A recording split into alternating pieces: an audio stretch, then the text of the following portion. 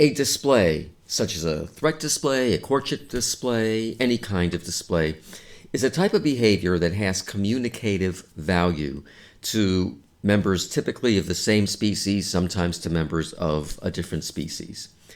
But how have those come to be? How have they gained their communicative value?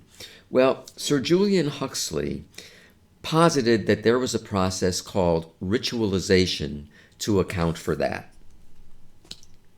So like I said, not all behavior necessarily has communicative value, but sometimes you have behaviors called displays that do. So you're looking at some birds here that are engaging in species-typical behavior, but indeed has no communicative value. What they're doing is thermoregulating. Typically, you'll see this at dawn as the sun begins to rise. They'll hold their feathers out while they try to dry them out in the sunlight in case dew has formed on the feathers overnight, which would make it kind of cumbersome to fly unless they were dried out. These are other species-typical behaviors. This happens to be called dust bathing, but they have no communicative value.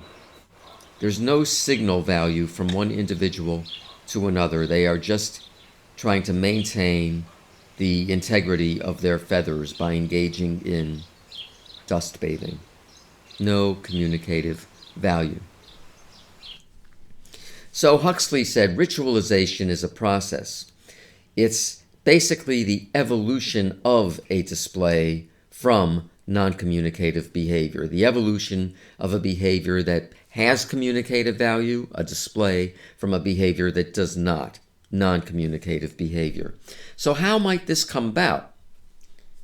Because he posited three processes by which this could possibly happen. And the first one relates to kind of what you're seeing in this animated GIF. These are great tits, and notice there's this black plumage underneath of the chin. Well, actually, that incorporates part of the display, the courtship display of the great tit. So basically, we have two closely related species here. They're both from Europe, the great tit and the blue tit. But notice the great tit has more black under the chin than does the blue tit. Well, this relates to Huxley's positive process of ritualization, in which the development of a conspicuous structure and the further correlation of movement with those structures is basically what would then evolve to compose a display. In other words, the more you have to show off, the more conspicuous a structure is, the more you are going to try to engage in a movement that makes that structure conspicuous to another animal, thereby gaining communicative value. So if he's correct, then what you would expect to see in a great tit rather than a blue tit is a more exaggerated movement to show off that additional black plumage underneath of the beak. And sure enough, it turns out that's exactly what you do see. So they hold their head way, way up as they're courting a female. Now, a blue tit will engage in a subtler form of that behavior, but it has less to show off, so its head movement is not quite that exaggerated. Same thing with ringdoves. Very pronounced black ring around the back of the neck. And mourning doves, like we see here, only have a slight remnant of that black ring compared to the ringdove. So you would expect that if this is something that abides by this first mechanism of ritualization, the development of conspicuous structures and further correlation of movement with those structures, then you would expect to see a more elaborated movement on the part of the ringdove than on the part of the mourning dove to show off that display when it's courting a female, or in some cases threatening another male. Many courtship displays, when directed to a female, are indeed courtship, but when directed to a male are indeed threats. And of course the pigeon hardly has any ring. There's some iridescent plumage back here, so you would expect to see even less of an exaggerated movement with a pigeon. So notice with the ringdove, you see a highly exaggerated movement. The male is fluffing up that ring and bowing way up and down in what's called a Baoku display as he courts the female. This female, by the way, just happens to be an albino. Typically, the males and females are identical in plumage. Now, notice a pigeon that has very little to show off. So it's Baokuing, but it's not much of an exaggerated movement, a slight downward movement of the head as he tries to court a female who's not all that interested in him. Now notice the ring doves. And we're hearing the vocal component as well. I mean, basically inflating that whole neck area and a very exaggerated upward and downward movement by that male as he courts the female. You can see the female here is in fact a normal plumaged female.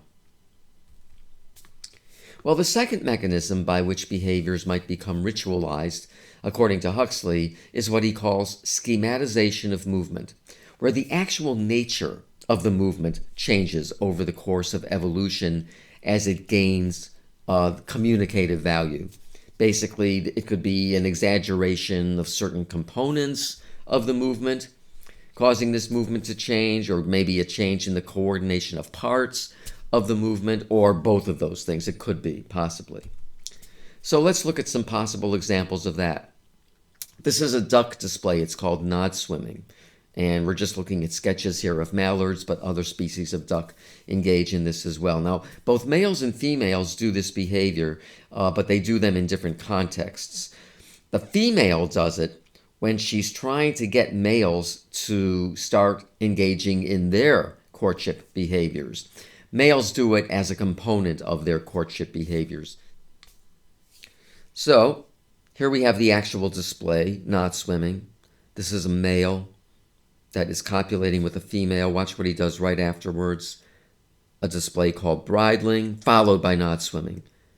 There we go, flattening himself out and swimming along the surface of the water. So that's a male nod swimming. Notice these non-display swimming movements that ducks make. They throw their head out a bit and then pull the body up.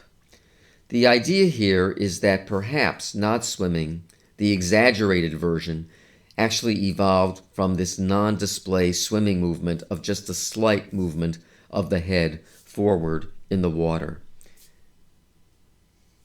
Same with pumping. So pumping is a courtship display done by both males and females. And they face one another in a highly exaggerated way, move their heads up and down. Here we have a male, mallard. But this is not pumping. Watch what he does when he takes off. The head is moving up and down a little bit, just a little.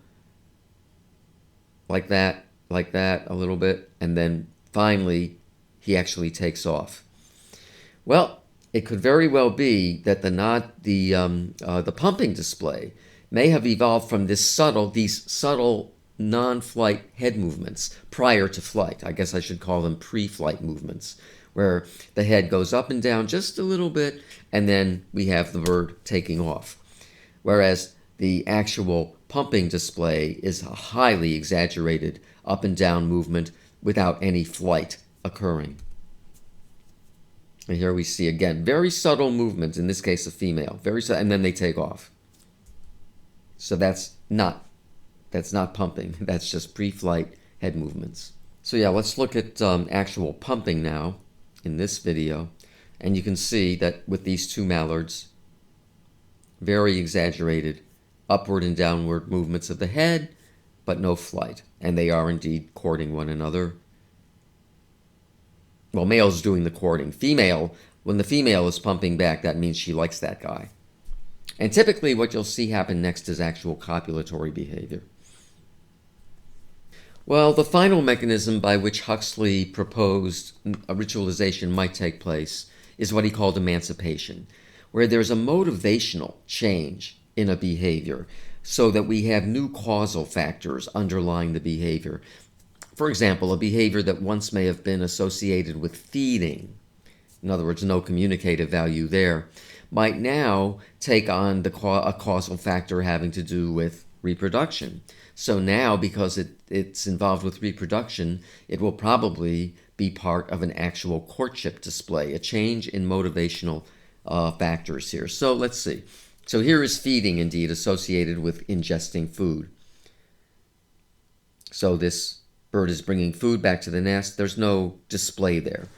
And the idea here is if emancipation may have been involved here, we have courtship feeding, where a male brings back food, but actually gives it to the female as part of the courtship ritual. And he's actually engaging in part of that courtship display once feeding her. And we see this in a variety of birds, actually. It takes on different components. Sometimes the female doesn't even eat the food, but it's necessary for the male to actually drop it in front of her for her to become interested in her. So definite communicative value. Unlike feeding associated with ingestion, you're just getting food to eat. So that's ritualization and the three mechanisms by which Huxley posited the way that we can end up with a display behavior that has communicative value, having evolved from a behavior that does not have communicative value.